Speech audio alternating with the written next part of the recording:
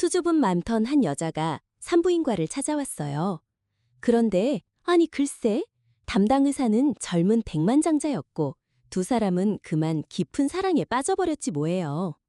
소피 베넷은 손에 든 서류철을 꽉 쥐고 부들부들 떨었어요. 펜쥔 손가락에도 잔뜩 힘이 들어가 있었죠. 헤이즈 여성건강클리닉 대기실은 깔끔하고 세련됐지만 아무리 부드러운 조명과 편안한 음악도 속에서 꿈틀거리는 불안감을 가라앉힐 순 없었답니다. 솔직히 여기 오는 게 너무 싫었거든요. 눈앞에 진료 신청서를 훑어보는 내내 심장이 쿵쾅거렸어요. 이름, 생년월일, 병력, 간단한 질문들이었지만 머릿속은 완전 뒤죽박죽이었죠. 땀으로 축축한 손을 청바지에 닦으며 겨우 정신을 차렸어요. 그냥 서류만 작성하면 돼, 소피. 그렇게 어려운 일도 아니잖아. 하지만 정말이지 어려웠어요. 소피는 평생 이런 순간을 피하며 살았거든요. 산부인과에 갈 필요 없다고 스스로를 설득해왔죠. 그런데 몇 주 동안 불편함에 시달리다 밤늦게 구글 검색을 하면서 최악의 상상만 잔뜩 떠올리고 나니 결국 두 손 들 수밖에 없었지 뭐예요. 접수원은 다니엘 헤이즈 박사를 아주 강력하게 추천했대요. 이 도시에서 손꼽히는 의사라고요.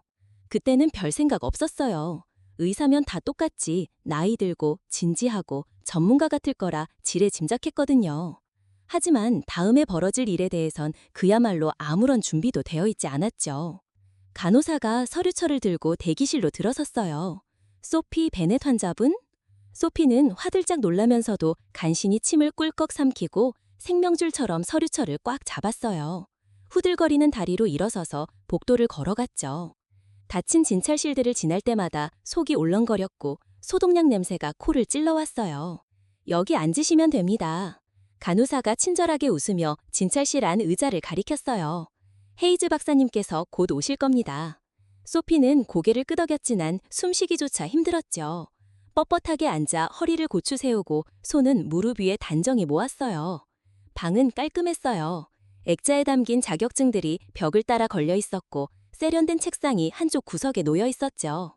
그 옆에는 진찰 의자가 무슨 공포 영화에라도 나올 듯 위압적으로 서 있었고요. 소피는 애써 그 의자를 보지 않으려 노력했어요. 손가락을 불안하게 꼬면서 무슨 말을 해야 할지 되뇌었죠.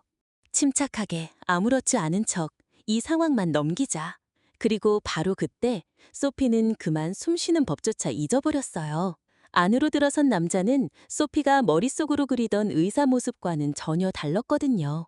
다니엘 헤이즈 박사는 정말 근사했어요. 키가 크고 어깨는 넓고 그냥 보기만 해도 멋진 사람이었죠. 살짝 흐트러진 짙은 머리카락, 유리라도 벨 것 같은 날렵한 턱선, 그리고 깊고 푸른 눈에는 편안한 자신감이 넘쳐 흘렀어요. 아니, 이런 모습일 리가 없는데 소피는 입이 바싹 말랐죠. 미스 베넷? 그의 목소리는 부드럽고 차분했으며 완벽하게 전문적이었어요. 그는 안심시키려는 듯 미소를 지으며 문을 닫았죠. 소피는 대답하려 했지만 아무 말도 나오지 않았어요. 너무 당황해서 아무것도 할 수 없었거든요. 그는 젊고 매력적이었고 게다가 그녀를 진찰할 사람이라니, 이런 큰일 났네. 다니엘은 그녀 맞은편에 앉아 서류철을 뒤적였어요. 산부인과 첫 방문이시네요. 소피는 고개를 너무 빨리 끄덕여서 목이 꺾일 뻔했어요. 다니엘의 미소는 여전히 부드러웠죠. 긴장되실 수 있다는 거 알아요. 하지만 약속할게요. 소피 씨 속도에 맞춰 진행할 거예요. 편안하지 않으시면 아무것도 하지 않을 겁니다. 그녀는 다시 고개를 끄덕였고 뺨은 화끈거렸어요. 다니엘은 그녀가 긴장하고 눈을 피하고 마치 의자 속으로 사라지고 싶어 하는 걸 알아차렸어요. 그가 만났던 대부분의 환자들과는 달랐죠. 수줍고 소심하고 어딘가 모르게 연약해서 그의 마음속 깊은 곳을 건드리는 뭔가가 있었죠. 그는 살짝 몸을 기울이며 부드러운 목소리로 물었어요. 어떠세요? 괜찮으신가요? 소피는 손을 꽉 쥐었어요. 네, 괜찮아요. 그녀는 거짓말을 했죠. 다니엘은 따뜻하고 편안한 소리를 내며 웃었어요. 긴장하실 필요 없어요. 저 그렇게 무서운 사람 아니에요. 소피는 속으로 반박했어요. 아니요, 당신은 너무 무서워요. 그가 누구라서가 아니라 그가 그녀에게 일으키는 감정 때문에 무서웠어요. 소피는 그 누구에게도 이렇게 반응한 적이 없었어요. 심장은 마구 뛰고 손바닥은 땀으로 축축하고 온몸은 그의 움직임 하나하나에 과민하게 반응하고 있었죠. 그리고 최악은 다니엘이 그걸 알아챘다는 거예요. 다니엘은 그녀의 몸짓, 시선을 피하는 모습, 그리고 붉어진 뺨을 알아챘어요.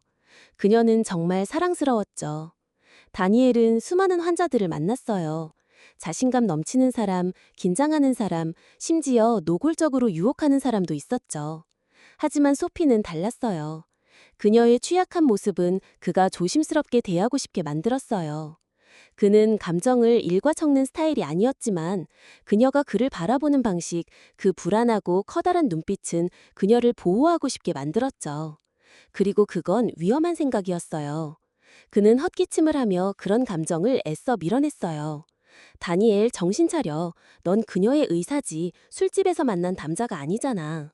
시작하기 전에요. 그는 가볍게 목소리를 유지하며 물었어요. 혹시 궁금한 거 있으세요? 소피는 망설였어요. 수백 가지 질문이 있었지만 모든 질문은 목구멍에서 사라져버렸죠. 그래서 그냥 고개를 저었어요. 다니엘의 시선은 잠시 그녀에게 머물렀어요. 마치 그녀의 침묵을 해독하려는 듯이요. 그리고 다시 미소 지었어요. 좋아요. 그럼 시작해볼까요? 소피는 의심할 여지 없이 이번 진료가 그녀 인생에서 가장 길게 느껴질 거라고 직감했죠. 그날 소피는 클리닉에서 거의 뛰쳐나오다시피 했어요. 사람들로 북적이는 길을 걸어가는데도 심장이 여전히 쿵쾅거렸죠. 손은 축축했고 뺨은 여전히 민망함에 붉어져 있었어요. 평생 이렇게 어색함을 느낀 적은 없었죠. 다니엘 헤이즈 박사는 너무 지나쳤어요.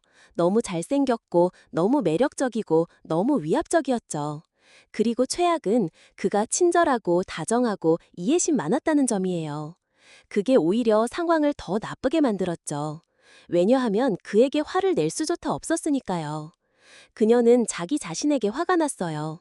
그가 말할 때마다 속이 뒤집히는 것에, 그가 악수하려고 손을 내밀었을 때 온몸이 저릿했던 것에, 그를 보기만 해도 바닥에 녹아내릴 뻔했던 것에 화가 났죠. 다시는 돌아갈 수 없을 거예요. 100만 년이 지나도요. 하지만 운명은 언제나 다른 계획을 가지고 있었죠. 다음 2주 동안 소피는 클리닉에서 걸려오는 모든 전화를 무시했어요. 처방을 조정해야 한다고 했지만 신경 쓰지 않았죠. 재진 예약을 해야 한다고요? 어림도 없었고요. 그런데 증상이 점점 더 심해지기 시작했어요. 문제를 피한다고 해서 사라질 문제가 아니었죠. 결국 그녀는 다시 그 대기실에 앉아 있었고 생명줄처럼 의자 손잡이를 꽉 붙잡았어요. 이번엔 제발 다른 의사였으면 하고 조용히 기도했죠. 나이 많고 지루하고 그녀의 머릿속을 완전히 고장내지 않을 그런 의사요. 하지만 물론 인생은 그녀를 싫어했어요. 간호사가 그녀의 이름을 부르고 다시 진찰실로 안내했을 때 그곳에서 그녀를 기다리고 있던 사람은 또 다시 그였거든요. 다니엘 헤이즈 박사, 여전히 말도 안 되게 멋진 모습으로요. 그는 그녀가 들어서자 서류철에서 눈을 들었고 그리고 미소 지었어요. 소피, 그는 서류철을 닫으며 말했어요. 이제 슬슬 나를 피한다고 생각하기 시작했어요. 그녀는 숨을 들이켰어요. 그가 알아챘다니. 그녀는 재빨리 자리에 앉으며 시선을 바닥에 고정했어요. 아, 아니요. 그녀는 거짓말을 하면서 더듬거렸어요. 다니엘은 살짝 몸을 기울여 책상에 팔을 기댔어요. 그의 표정은 부드러웠고 재미있어 보였지만 호기심도 어려 있었죠. 재진 약속을 놓쳤고 그가 말했어요. 연락드렸을 때도 받지 않으셨고요. 소피는 죽을 것 같았어요. 그냥 바빴어요. 그녀는 중얼거렸어요. 다니엘은 그녀의 말을 단 한순간도 믿지 않았지만 그냥 넘어가줬어요. 대신 그는 그녀를 조심스럽게 살폈죠. 그녀가 소매 끝을 계속 만지작거리는 모습, 어깨가 뻣뻣하게 긴장한 모습, 그녀는 긴장하고 있었어요. 지난번에도 긴장했었죠. 그리고 그걸 아는 것이 왠지 모르게 그의 마음을 부드럽게 만들었어요. 그는 수많은 환자들을 봤지만 소피 베넷 같은 사람은 없었어요. 그녀에게는 뭔가 섬세하고 조심스럽게 다가가고 싶게 만드는 것이 있었죠. 천천히 움직여서 그녀가 안전하다고 느끼게 해주고 싶었어요. 그리고 그건 예상치 못한 이상한 감정이었죠. 한편 소피는 기절하지 않으려 애쓰고 있었어요. 이 방에 있는 매 순간이 고통 같았거든요. 그가 그저 자신의 일을 할 뿐이고 그녀처럼 생각하고 있지 않다는 걸 알았지만 중요하지 않았어요. 가능한 한 빨리 여기서 나가야만 했죠. 그래서 진료가 끝나자마자 그녀는 거의 문으로 달려갔어요. 복도로 사라지면서 겨우 고맙습니다 라고 중얼거렸죠. 그리고 다니엘은 이유를 알 수 없었지만 그녀가 가는 것을 보면서 실망감을 느꼈어요. 그는 그녀를 이렇게 빨리 다시 보게 될 줄은 몰랐어요. 병원 밖에서 전혀 다른 환경에서요. 하지만 며칠 후 그가 출근 전에 커피를 마시러 즐겨 찾는 카페에 들어섰을 때 그의 눈은 창가에 앉아 책을 읽고 있는 낯익은 인물에게 닿았어요. 소피였죠. 그녀는 아직 그를 보지 못했어요. 눈앞의 소설에 집중하고 있었죠. 가끔 머리카락 한 가닥을 귀 뒤로 넘기고 집중하며 입술을 깨물었어요. 이곳에서 그녀는 평온해 보였어요. 그의 진찰실에서 보던 잔뜩 긴장한 모습과는 달랐죠. 그리고 왠지 모르게 그것이 다니엘을 망설이게 했어요. 갑자기 그녀는 그저 환자가 아니었어요. 그가 더 알고 싶은 사람이었죠. 단순히 의료 환경에서 서류상의 이름으로서가 아니라 한 사람으로서, 소피로서요. 그는 심호흡을 하고 그녀에게 다가갔어요. 여기서 보게 될 줄은 몰랐네요. 그는 테이블에 살짝 기대며 말했어요. 소피는 커피를 마시던 중에 얼어붙었고 그를 올려다보자 눈이 휘둥그레졌어요. 잠시 동안 그녀는 그저 그를 멍하니 바라봤어요. 마치 그녀의 뇌가 무슨 일이 일어나고 있는지 아직 처리 중인 것처럼요. 그리고 커피를 뿜었어요. 다니엘은 웃음을 참으려 애썼고 소피는 죽고 싶었죠. 왜냐하면 연이어 두 번째로 다니엘 헤이즈 박사가 그녀를 완전히 방심하게 만들었으니까요. 소피는 커피잔을 꽉 쥐었어요. 다니엘 헤이즈 박사를 병원 밖에서 본 놀라움에 심장이 여전히 쿵쾅거렸죠. 겨우 민망함에서 벗어났는데 이제 그가 그녀 앞에 서 있었어요. 말할 수 없이 침착한 모습으로 날카로운 푸른 눈은 재미있다는 듯 빛나고 있었죠. 안녕하세요. 그녀는 손등으로 입을 닦으며 더듬거렸어요. 다니엘은 웃으며 그녀의 허락도 없이 맞은편 자리에 앉았어요. 여기에 오시는지 몰랐네요. 그는 카페를 둘러보며 말했어요. 여기가 제 단골 장소예요. 소피는 필사적으로 침을 삼켰어요. 당황하지 않으려고 애썼죠. 병원 밖에서 그를 다시 만날 거라고는 예상하지 못했거든요. 이렇게 평범하게 그녀 맞은편에 앉아 있는 게 정상인 양. 저는 조용한 곳이 좋아요. 그녀는 얼마나 긴장했는지 그가 눈치채지 못하길 바라며 중얼거렸어요. 다니엘은 미소 지었어요. 저도요. 그리고 마치 아무 일도 없었던 것처럼 편안한 침묵이 흘렀어요. 처음으로 소피는 그를 제대로 쳐다봤어요. 정말 자세히요.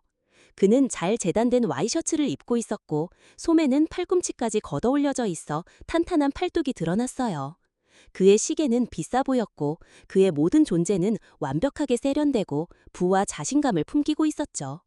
그는 그녀와는 완전히 다른 세상 사람처럼 보였어요. 그런데도 그가 여기 앉아서 마치 자신이 세상에서 가장 흥미로운 존재인 것처럼 그녀를 바라보고 있었어요. 그 생각은 그녀를 두렵게 만들었죠. 며칠 후 소피의 세상은 다시 한번 흔들렸어요. 그녀는 무심코 휴대폰을 보다가 한 기사를 발견했고 속이 철렁했어요. 다니엘 헤이즈 박사, 헤이즈 의료그룹의 백만장자 의사. 그녀는 얼어붙었고 심장이 쿵쾅거렸죠. 기사를 클릭했고 단어 하나하나에 눈이 휘둥그레졌어요. 다니엘은 그저 의사가 아니었어요. 그는 의료계의 최고 권위자였어요. 산부인과의 선구자이자 여성건강 분야의 개척자였고 그녀가 방문했던 클리닉을 포함해 여러 병원의 소유주였죠. 게다가 어마어마한 부자였어요. 소피는 숨쉬기조차 힘들었어요.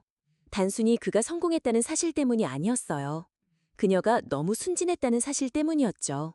그가 그저 평범한 사람이라고 잠시라도 믿었던 자신을 용납할 수 없었어요. 하지만 이제 진실은 그녀의 눈앞에 선명하게 드러나 있었죠. 다니엘 헤이즈는 그저 매력적인 의사가 아니었어요. 그는 감히 넘볼 수 없는 존재였죠. 그리고 그녀는 그저 소피 베넷일 뿐이었어요. 평범한 삶을 사는 평범한 여자. 월세를 내기 위해 고군분투하고 하루하루를 버티며 살아가는 그들은 동등하지 않았어요. 가까이 가지도 못할 만큼 큰 차이가 있었죠. 그리고 그 사실을 빨리 받아들일수록 더 나을 거라고 생각했죠. 다니엘은 즉시 변화를 알아차렸어요. 소피가 그를 피하고 있다는 것을요. 처음에는 자신이 착각하는 거라고 생각했지만 그녀는 그의 문자에 답장도 하지 않고 카페에도 오지 않고 재진 약속에도 나타나지 않기 시작했어요. 그리고 갑자기 그는 깨달았죠.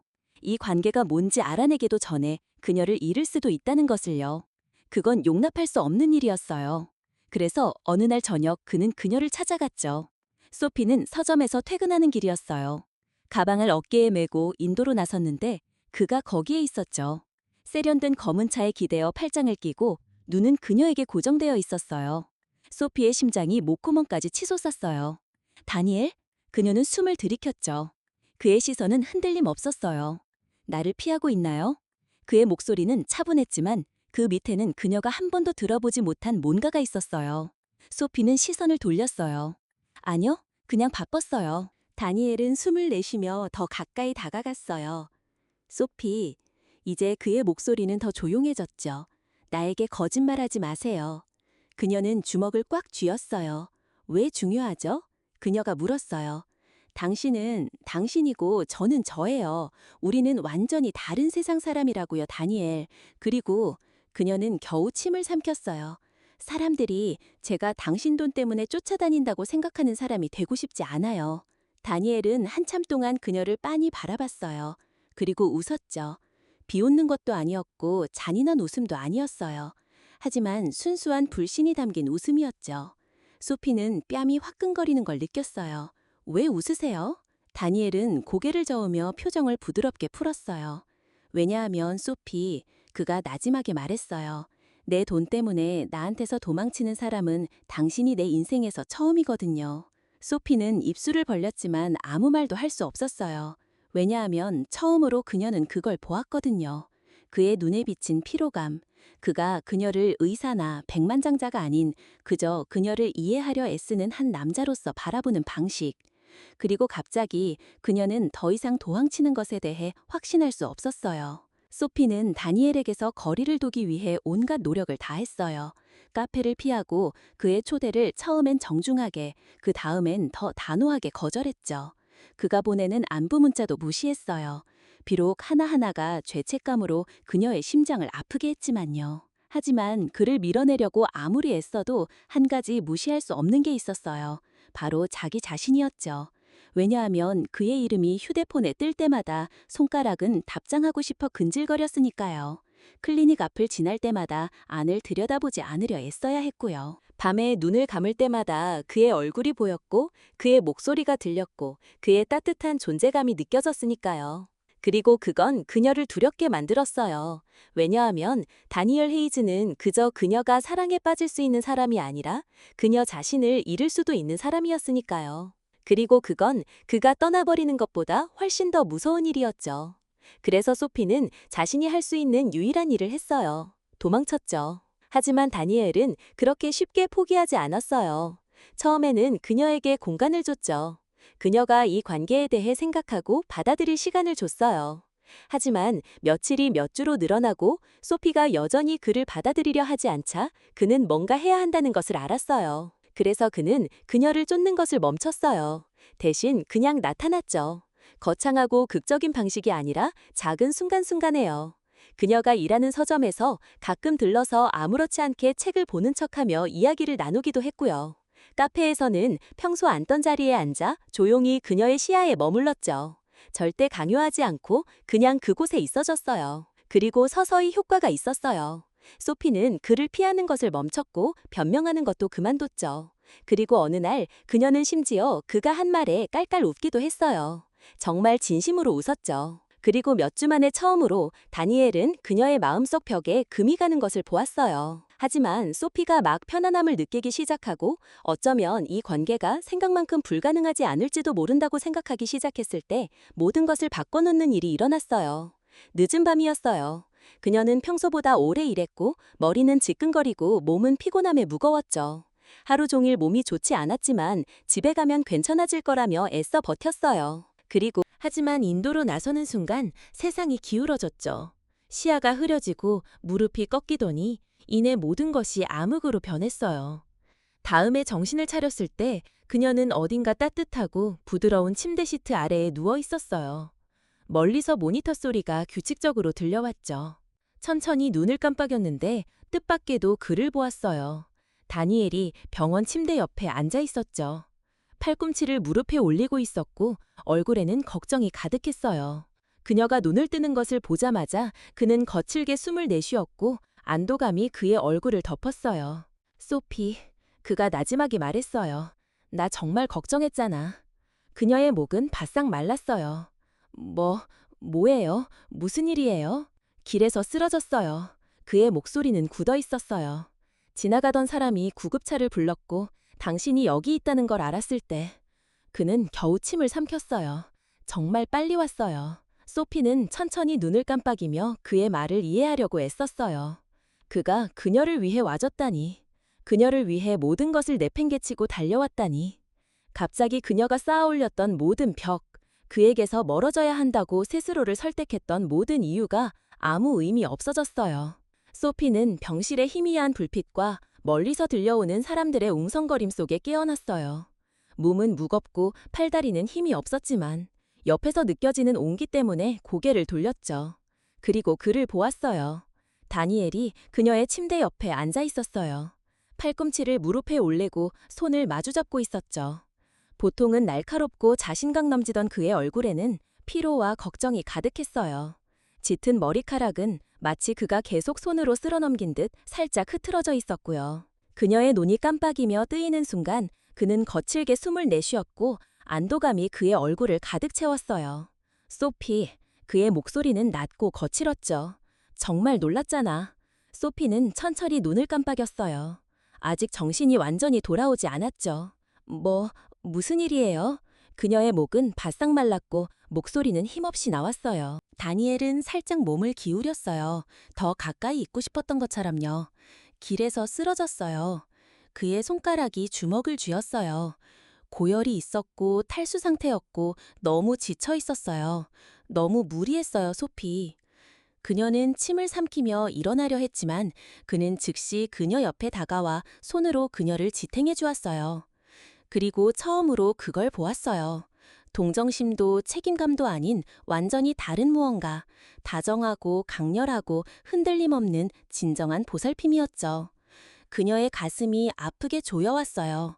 그는 여기에 있으면 안 되는데, 그녀를 그렇게 쳐다보면 안 되는데, 왜냐하면 만약 그가 계속 그렇게 한다면 그녀는 믿기 시작할지도 모르니까요. 그와 같은 사람, 모든 것을 가진 사람이 실제로 자신 같은 사람을 원할 수도 있다는 것을 믿기 시작할지도 모르니까요. 그리고 그녀는 그런 종류의 실망을 감당할 여유가 없었어요. 그래서 그녀는 늘 하던 대로 그를 밀어냈어요. 여기 있으면 안 돼요. 그녀는 거의 속삭이듯이 말했어요. 다니엘의 눈썹이 찌푸려졌어요. 뭐라고요? 소피는 애써 시선을 돌렸어요. 이럴 필요 없어요. 그의 턱이 굳어졌어요. 뭘요? 이거요. 그녀는 힘없이 주위를 둘러보며 몸짓했어요. 저를 돌봐주는 거요. 밤새 여기 앉아서 제가 중요한 것처럼 행동하는 거요. 다니엘의 온몸이 굳어졌고 그의 표정이 어두워졌어요. 그러니까 그가 갑자기 낮고 날카로운 목소리로 말했어요. 내가 의무감 때문에 여기 있다고 생각하는 거예요?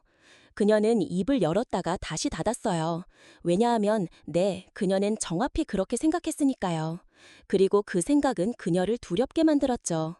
그녀는 그의 짐이 되고 싶지 않았고 그가 동정하는 여자가 되고 싶지 않았어요. 그래서 그녀는 스스로에게 힘을 주어 말했어요. 당신의 자선이 필요 없어요, 다니엘. 그의 눈이 섬광처럼 번뜩였어요. 그녀가 한 번도 본 적 없는 좌절감, 분노, 그리고 더 깊은 무언가가 있었죠. 이건 자선이 아니에요, 소피. 그의 목소리는 굳어 있었어요. 이건 당신을 걱정하는 저의 마음이에요. 그녀는 짧고 숨가쁜 웃음을 터뜨렸어요. 왜요? 다니엘의 손가락이 옆에서 주먹을 쥐었어요. 왜냐고요? 왜 저죠? 그녀는 속삭였어요. 당신은 모든 걸 가졌잖아요. 돈, 성공, 당신과 함께하기 위해서라면 뭐든지 할 여자들까지요. 그녀의 목이 조여왔어요. 그런데 왜 여기 있어요? 그의 숨이 턱 막혔고 결국 그가 입을 열었죠. 소피, 당신을 좋아하니까요. 소피의 심장이 멎었어요. 그 말은 그들 사이에 무겁게 무시할 수 없는 무게로 걸려 있었죠. 하지만 그녀가 그 말을 이해하기도 전에, 그것을 믿을 수 있게 자신을 내버려두기도 전에 두려움이 다시 그녀를 장악했어요. 그녀는 고개를 저었고 손가락은 병원 담요를 꽉 쥐었죠. 아니요. 그녀는 겨우 목소리를 억누르며 말했어요. 말이 안 돼요. 다니엘의 턱이 굳어졌어요. 왜 아니죠? 소피는 겨우 침을 삼켰어요. 가슴이 아려왔죠. 왜냐하면 그녀는 속삭였어요. 당신은 모든 걸 가졌고 저는 아무것도 없으니까요. 그녀의 목소리가 떨렸어요. 어떻게 제가 당신이 저를 실제로 필요로 한다고 믿을 수 있겠어요? 침묵. 다니엘의 시선은 흔들림 없었어요. 그리고 처음으로 소피는 그의 눈에서 몸나 부서진 것을 보았죠. 그리고 깨달았어요. 어쩌면 무서워하는 사람이 그녀뿐만이 아닐지도 모른다고요. 다니엘은 심호흡을 하고 주먹을 꽉 쥐었다가 천천히 풀었어요. 한참 동안 그는 아무 말도 하지 않고 그녀를 바라봤어요. 그의 푸른 눈은 그녀를 살피고 있었고 갈등에 차 있었으며 그녀가 한 번도 본 적 없는 방식으로 취약해 보였어요. 그리고 그가 입을 열었죠. 제가 모든 걸 가졌다고 생각하는군요. 그는 차분하지만 낮은 목소리로 중얼거렸어요. 제 삶이 완벽하고 부족하다는 느낌이 뭔지 모른다고요? 소피는 미간을 찌푸렸고 목은 조여왔어요. 그렇지 않나요? 다니엘은 짧게 숨을 내쉬었어요. 씁쓸한 웃음이 터져나왔죠. 그는 고개를 저었어요. 아니요, 소피, 그렇지 않아요. 그녀는 그의 목소리에 담긴 날카로움에 놀라 그를 바라봤어요. 그녀는 항상 다니엘을 감히 넘볼 수 없는 성공적이고 부유하며 자신감 넘치는 사람으로만 봤거든요. 하지만 이제 처음으로 그녀는 다른 것을 보고 있었어요. 부서진 무언가, 진짜 무언가요. 제가 항상 이렇진 않았어요. 다니엘은 무심하게 두 손을 비비며 말을 이었어요. 부유하게 자라지 않았어요. 부모님은 열심히 일하셨지만 우리는 힘들게 살았죠. 저는 장학금이랑 아르바이트로 의대를 다녔어요. 소피는 숨을 죽이며 그가 말하는 것을 지켜봤어요. 그의 평소 자신감 넘치는 모습이 아니라 그녀의 마음을 아프게 하는 조용한 솔직함으로요. 제가 마침내 의사가 되었을 때, 돈을 벌기 시작했을 때, 저는 성공했다고 생각했어요. 이거다. 내가 모든 걸 제대로 해냈어. 라고 생각했죠. 그의 목소리가 더 낮아졌어요. 그리고 누군가를 만났어요. 소피의 속이 뒤틀렸어요. 그녀는 아름다웠고 똑똑했고 제가 원했던 모든 것이었어요. 그리고 그녀는 저를 사랑한다고 말했죠. 다니엘의 턱이 굳어졌어요. 저는 그녀를 믿었어요. 소피는 이미 이야기가 어디로 흘러갈지 알았지만 무슨 일이 있었나요? 라고 속삭이는 것을 멈출 수 없었어요. 다니엘은 천천히 숨을 내쉬었어요. 그녀는 저를 사랑하지 않았어요. 그의 목소리는 부드러웠지만 날카로웠죠. 제 돈을 사랑했어요. 소피는 가슴이 아프게 조여오는 것을 느꼈어요. 다니엘은 그녀를 흘끗 바라봤고 그의 표정은 읽을 수 없었어요. 그녀가 제 등 뒤에서 다른 사람을 만나고 있었다는 걸 알았어요. 그녀가 제게 했던 모든 말, 우리가 가졌던 모든 것이 그저 연기였다는 걸요. 소피는 날카롭게 숨을 들이켰어요. 그녀는 무슨 말을 해야 할지 몰랐죠. 왜냐하면 이건 그녀가 상상했던 다니엘 헤이즈가 아니었으니까요. 완벽하고 자신감 넘치는 의사가 아니었어요. 이것은 배신당하고 상처받고 다른 누구도 볼 수 없는 상처를 입은 한 남자였죠. 마치 그녀처럼요. 그 이후로 저는 누구에게도 마음을 열지 않았어요. 다니엘은 목뒤를 문지르며 인정했어요. 이게 더 쉽다고 스스로에게 말했죠. 그는 그녀를 올려다봤고 그의 시선은 그녀를 꿰뚫는 듯 타올랐어요. 하지만 그러다 당신을 만났어요. 소피는 얼어붙었고 심장이 멎었어요. 그리고 갑자기 다른 모든 것이 사라졌죠. 병원, 과거, 두려움. 그저 그와 그녀, 그리고 그들 사이에 말하지 않은 진실만이 존재했어요. 소피는 침을 삼키며 목소리를 찾으려 애썼어요. 다니엘. 그는 고개를 저었어요. 아니요, 제 말을 끝까지 들어주세요. 그는 한 걸음 더 가까이 다가갔어요. 소피의 목이 조여왔죠. 다니엘은 또 한 걸음 다가갔고 이제 그는 그녀 바로 앞에 있었어요. 너무 가까워서 그의 몸에서 뿜어져 나오는 온기가 느껴질 정도였죠. 저는 당신이 가진 것과 가지지 않은 것에 대해 신경 쓰지 않아요. 그의 목소리는 감정으로 가득 차 거칠었어요. 당신이 돈이 없다는 것도 신경 쓰지 않아요. 당신이 스스로 충분하지 않다고 생각하는 것도 신경 쓰지 않아요. 그의 손가락이 그녀의 손을 스쳤어요. 조심스럽고 망설이는 듯, 마치 그녀에게 물러설 기회를 주는 것 같았죠. 그녀는 물러서지 않았어요. 제가 신경 쓰는 건 오직 그가 중얼거렸어요. 당신뿐이에요. 도시의 불빛이 어두운 하늘 아래 반짝였고 밤의 부드러운 웅웅거림이 그들 사이의 침묵을 채웠어요. 그리고 다니엘은 그녀의 얼굴을 감싸고 턱을 들어 올려 그들의 눈이 마주치게 했죠. 당신을 원해요, 소피. 그가 속삭였어요. 그냥 당신이요. 소피는 숨을 들이켰어요. 그리고 처음으로 그녀는 그 말을 믿게 되었죠. 소피는 그날 밤 잠 못 이루고 천장을 바라봤어요. 마음은 엉망진창인 감정들로 뒤얽혀 있었죠. 다니엘의 말이 그녀의 마음속에 울려 퍼졌어요. 부드럽지만 흔들림 없었죠. 소피, 당신을 원해. 그냥 당신이요. 그녀는 자신이 부족하다고, 너무 평범하다고, 사랑은 자신 같은 사람을 위한 것이 아니라고 너무 오랫동안 믿어왔어요. 그런데도 다니엘은 어쨌든 그녀를 선택했죠. 하지만 그녀는 할 수 있을까요? 이것을 믿을 수 있을까요? 그를 믿을 수 있을까요? 다음 며칠은 의심의 소용돌이였어요. 소피는 그에게 전화하는 것을 피했고 결정을 내리는 것도 피했죠. 비록 마음속 깊이 답을 이미 알고 있었지만요. 왜냐하면 솔직히 다니엘 없는 자신의 삶을 상상했을 때 그것은 텅 비어 있었으니까요.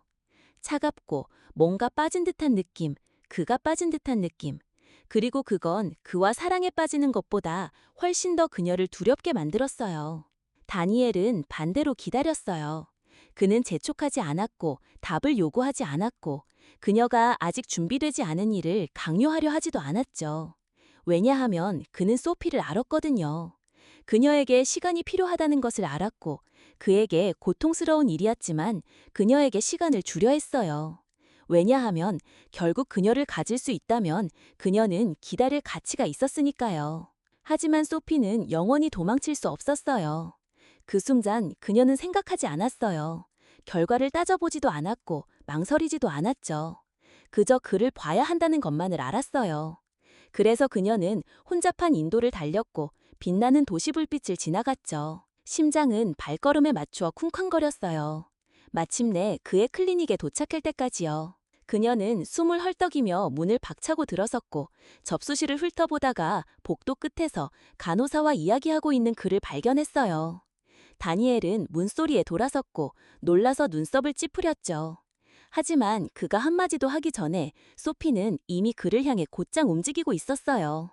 똑바로 그의 품으로 뛰어들었죠. 그리고 처음으로 그녀는 망설이지 않았어요. 다니엘은 소피가 그를 껴안고 그의 가슴에 얼굴을 묻고 마치 그녀를 지탱해주는 유일한 존재인 양 그를 꽉 붙잡는 바람에 거의 반응을 틈도 없었어요. 그의 몸은 반초 동안 충격으로 경직되었지만 이내 그녀에게 스며들듯 녹아내렸죠. 그의 팔이 그녀를 강하고 안정적으로 감싸 안았고 영원히 놓지 않을 것처럼 그녀를 안아주었어요. 소피는 눈을 질끈 감았고 목소리는 그의 셔츠에 묻혀 흐느꼈어요. 당신이 필요해요. 다니엘의 숨이 턱 막혔어요. 그리고 그 순간 그는 그녀가 왜 자신을 선택했는지 알았어요. 그녀는 그들을 선택했고 세상의 다른 어떤 것도 중요하지 않았죠. 소피는 자신이 이렇게 될 거라고는 전혀 생각하지 못했어요.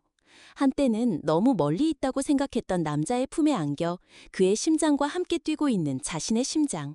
하지만 이제 다니엘의 진찰실의 고요함 속에서 그의 품에 안겨 있는 그녀는 이것이 꿈이 아님을 알았어요.